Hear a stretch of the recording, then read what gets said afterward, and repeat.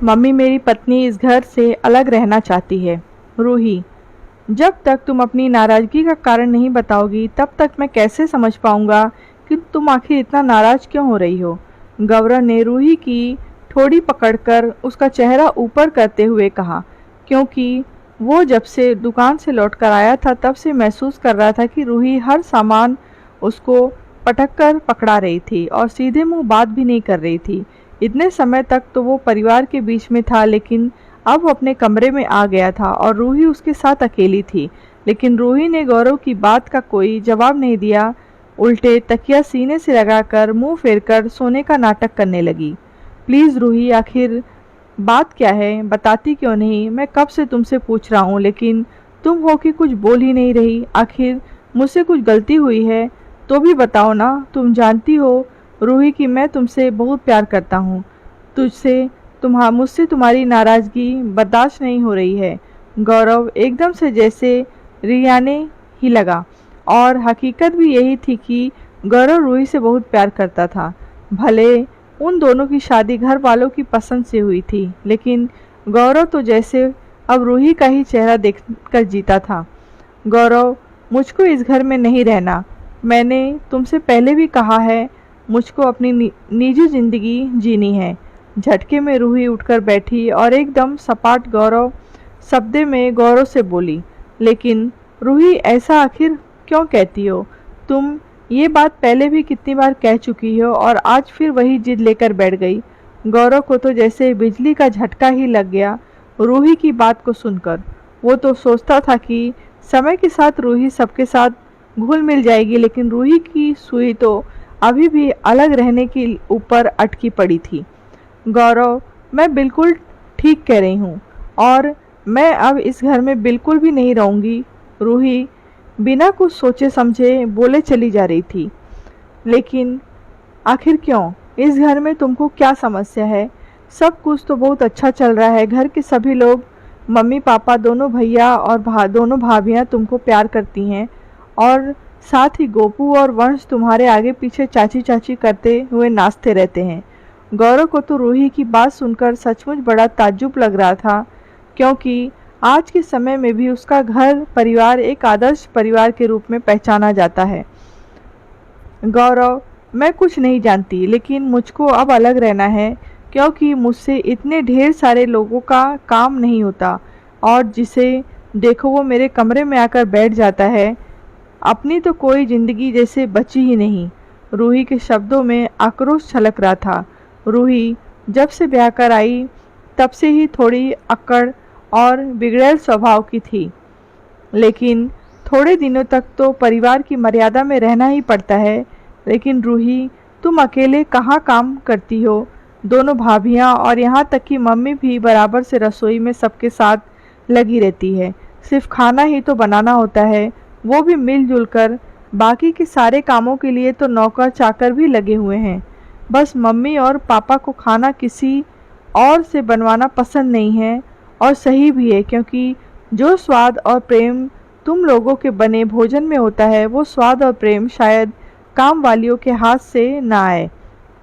गौरव ने रूही को समझाने का प्रयास करते हुए कहा, मुझको कुछ भी नहीं सुनना, मुझको बस अब इस घर से दूर रहना है। लेकिन रूही ने तो गौरव की बात सुनने और समझने की कोशिश भी नहीं की और मुंह फेरकर सो गई। रूही तो सो गई, लेकिन गौरव की आंखों की नींद ना जाने कहाँ उड़ गई। कितना खुशहाल परिवार है उसका। मम्मी पापा, भैया भाभी सब खूब खुशी खुशी एक साथ रहते हैं। दोनों भाभियाँ तो जैसे साक्षात माँ अन्नपूर्णा का ही अवतार। लेकिन आज रूही ने तो उसके दिमाग में अलग रहने की लेकर बम ही फोड़ डाले थे। आखिर क्या और कैसे कहेगा वो सबसे रूही को अलग लेकर रहने के लिए? अभी उसकी शादी को सिर्फ 7-8 महीने ही तो हुए थे और रूही को सबसे अलग रहना था। हो सकता है कि रूही का बचपना हो, बाद में शायद सब कुछ संभल जाए। गौरव ने एक ठंडी सांस भरी और सोने की कोशिश करने लगा। सुबह जब गौरव सोकर उठा तो उसका सिर बहुत भारी हो रहा था। अचानक उसकी नज़र घड़ी पर गई। अरे बाप रे, 9 बज गया। नहा धोकर दुकान भी निकलना है, और उधर रूही बेखबर सो रही। कितना प्यार करते हैं सब लोग इसको। मम्मी ने कभी इससे जल्दी उठने तक के लिए नहीं कहा, लेकिन इसको तो बस अलग रहने की ही धुन सवार है।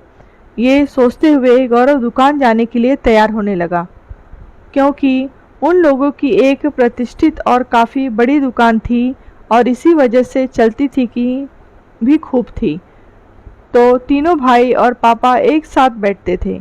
गौरव तैयार होकर दुकान निकल गया, लेकिन उस दिन ना तो रूही ने और दिनों की तरह गौरव से फ़ोन पर बात की, और जब गौरव ने फ़ोन किया तो उसने रिसीव भी नहीं किया। गौरव बेटा, क्या तुम्हारे और रूही के बीच कुछ अनबन हुई है? आज दिन भर रूही बिल्कुल अनबनी सी बनी रही और कुछ ढंग से खाया पिया भी नहीं। आखिर रात को उर्मिला देवी ने गौरव से पूछ ही लिया। नहीं मम्मी, ऐसी कोई बात नहीं, गौरव ने बात को टालने के उद्देश्य से कहा। हालांकि वो परेशान बहुत था और अपनी मम्मी से अपने दिल की बात करना चाहता था, लेकिन कुछ समझ में नहीं आ रहा था कि वो क्या बात करे और कैसे कैसे कह दे वो अपनी मम्मी से कि उसकी पत्नी अलग रहने की जिद कर रही है। नहीं बेटा, कोई तो बात ज़रूर है, क्योंकि मेरी अनुभवी आंखों से धोखा नहीं हो सकता। उर्मिला देवी ने गौरव के सिर पर हाथ फिराते हुए कहा। मम्मी, रूही इस घर से अलग रहना चाहती है। गौरव ने अगल बगल देखा तो कोई आसपास नहीं था और माँ का प्यार पाकर आखिर गौरव की आंखें छलक पड़ी और उसके मुंह से सच्चाई निकल गई। अच्छा, लेकिन क्यों? उर्मिला देवी को भी गौरव की ही तरह रूही की ख्वाहिश को सुनकर ताज्जुब हुआ। बस मम्मी, कुछ समझ में नहीं आ रहा। आप लोगों के सामने तो वो बहुत अच्छी बनी रहती है, लेकिन कमरे में अक्सर ही मुझको अलग रहने के लिए उकसाती रहती थी, लेकिन कल से तो जैसे जिद पकड़कर ही बैठी है। गौरव की आंखें छलकी ही जा रही थीं। अरे पगले, इसमें इतना परेशान होने की क्या बात है? दुकान के ऊपर जो घर बनवाया था वो खाली ही पड़ा रहता है। तुम ऐसा करो कि रूही को लेकर वहीं पर शिफ्ट हो जाओ। घर में दिया बत्ती भी होती रहेगी और रूही भी खुश रहेगी। उर्मिला देवी ने एक पल में समस्या का समाधान निकाल दिया। आखिर उन्होंने भी दुनिया देख रखी थी। लेकिन मम्मी, इस तरह अचानक आप सबसे अलग कैसे रह पाऊंगा मैं? फिर पापा और भैया भाभी सब लोग क्या सोचेंगे? गौरव ने अपने मन की शंका को जाहिर करते हुए कहा।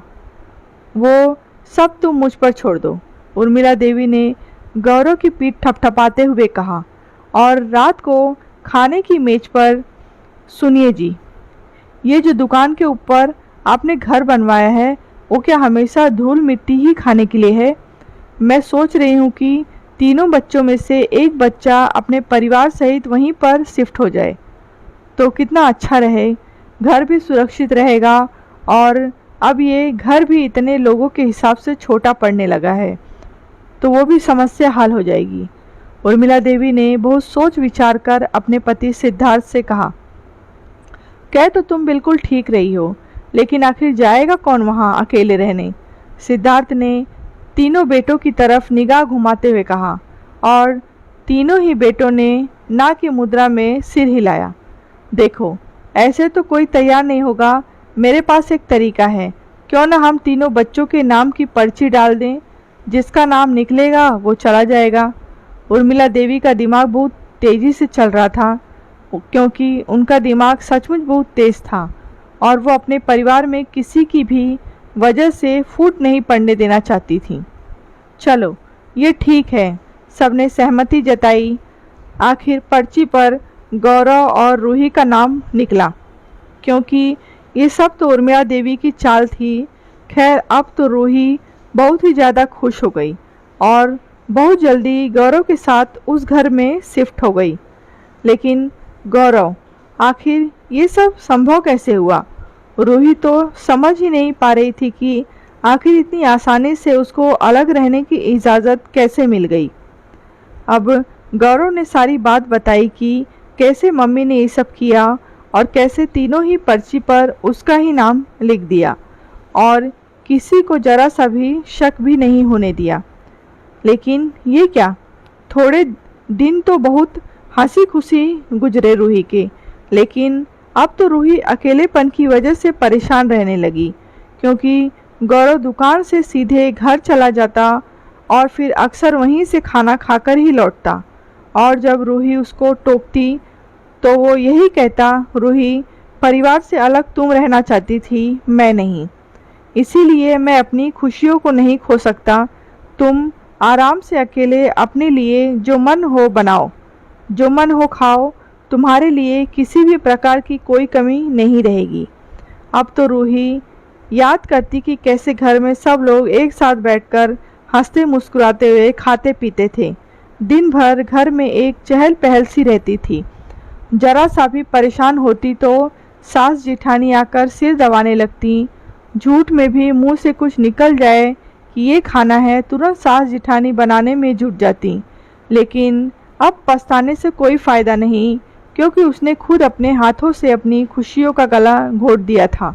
और अब वो गौरव से घर वापस जाने के लिए कहे भी तो किस मुंह से, क्योंकि वो खुद जिद करके ही अलग हुई थी। आखिर उसने भी अपनी सास की शरण पकड़ने में भलाई समझी। मम्मी जी, आप दोनों भाभीयों में से कोई भी भाभी को वहाँ रहने के लिए भेज दीजिए, लेकिन मैं वहाँ पर नहीं रहूँगी। रूही ने एक दिन घर आकर अपना फैसला सुना दिया। लेकिन क्यों? आराम से तो रह रही हो तुम, फिर क्या दिक्कत है? उर्मिला देवी ने आश्चर्य से पूछा।